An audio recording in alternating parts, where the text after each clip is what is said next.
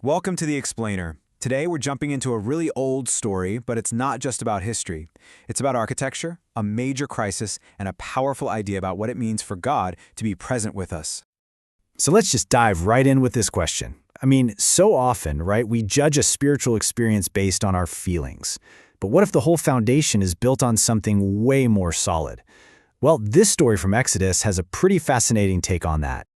To really get why this idea is so, radical, we have to rewind. We've got to go all the way back to the beginning to see what was actually at stake here.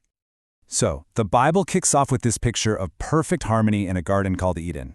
God is literally walking with humanity, but then that connection gets broken. And from that point on, the whole story, including what we see in Exodus, is basically framed as this huge divine project to restore that connection, kind of like a recreation. Okay, so that brings us to the book of Exodus, where God lays out this incredibly detailed, intricate plan to once again live among his people. And that plan? It's a blueprint for a very special structure called the tabernacle. This one verse is everything. It's the mission statement for the whole project. You see, this wasn't just about putting up a fancy tent. It was a massive statement of intent. And the plan itself unfolds in this superstructured, very deliberate way. In fact, the instructions for this whole sanctuary are given in a series of 7 distinct commands from God to Moses. And that number, 7, it is absolutely not an accident. Many scholars point out that this 7-part structure is meant to echo the 7 days of creation back in Genesis. And you can see how meticulous it is. It goes from the raw materials and the funding to the furniture to the skilled people needed to do the work, and then it wraps up with a command to rest.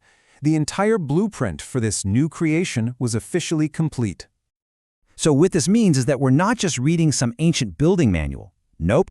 The way the story is structured is screaming at us that we're watching a cosmic rebuilding project, a deliberate move to bring God's home, his presence, back into the world.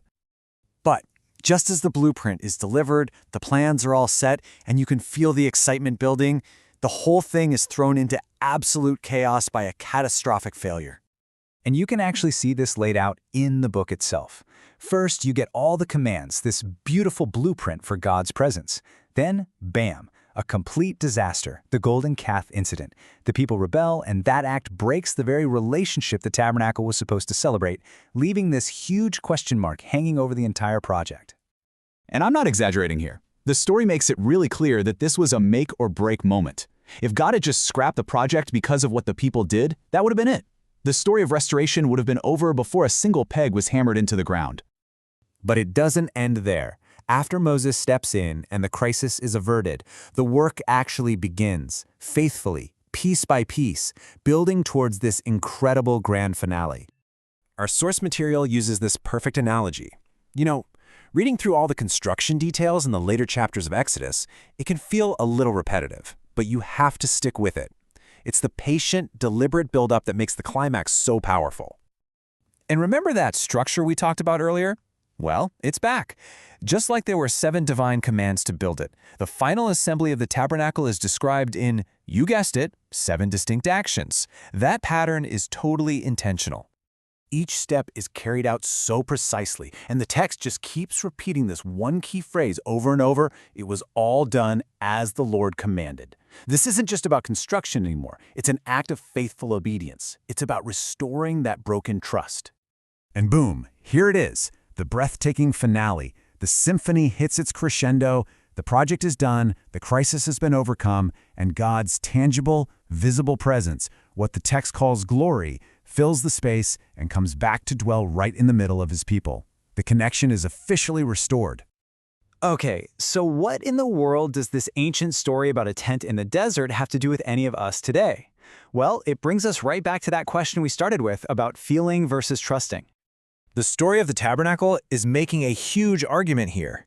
It's basically saying that God's presence isn't based on our subjective up and down emotions, it's based on the objective fact of his deliberate, planned out action to be with us. One way of looking at it says, reality is what I feel. This story says, no, reality is what God has done. Think about it. When the people completely failed with the golden calf, the project should have died, but it didn't. That's because all through the story, it's God who starts things, it's God who gives the blueprint, and it's God who overcomes the crisis to finish the job and bring everyone back together. So what we're seeing here is this amazing pattern. God acting decisively to be with people, that becomes a central theme through the whole Bible. It goes from the tabernacle to the person of Jesus, and then to the idea of the church itself being a temple. The story is always the same. God's presence is a gift and a promise.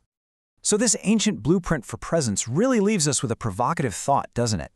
Maybe our greatest confidence doesn't come from looking inside at our feelings, which can change in a heartbeat, but from looking outside at a story of a promise that was made and then faithfully, painstakingly kept.